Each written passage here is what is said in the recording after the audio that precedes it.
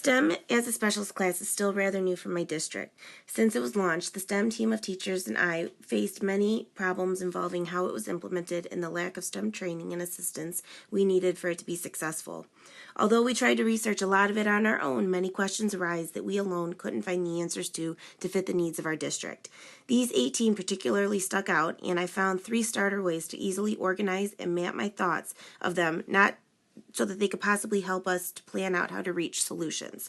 These 3 ways of organizing my questions include the presented problems organized, the questioning itself organized, and to whom we could communicate with for help. The first way of organizing is the presented problems organized, and the way I organized these ones was in way of who they involved or who they should have involved.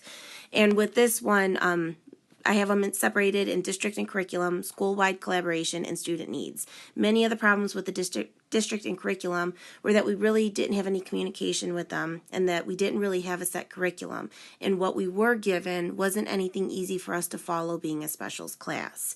As far as school-wide collaboration, with this being a whole new special subject, it was hard that we weren't able to organize behaviors, which led to some of the students' needs that they were losing interest in the subject of STEM because of the behaviors and how unorganized this entire specials class was to them. So it was all these problems, and that was the easiest way that I could start to organize them. The next way of organizing was the questions themselves, and I separated those by why, what, and how. With why, these questions were for us to dig a little deeper in, and these were the 3 most important that I found. Why isn't a professional STEM curriculum writer involved?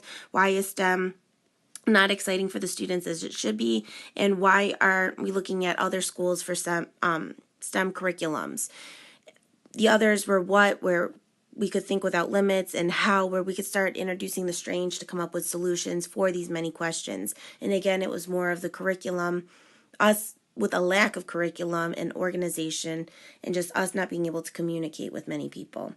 My last way of organizing was by going a little bit deeper from the first one, from the problems presented, and this was who I could communicate with. And because communication was so rough for all of us, I broke it up in the 3 first parts of district, principal, and students. And then as a team, collaboration is very important.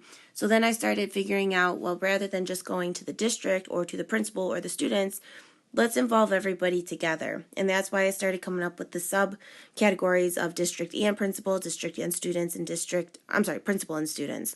And it was just these questions where us as the STEM team in the middle could communicate with everybody and come up with a solution.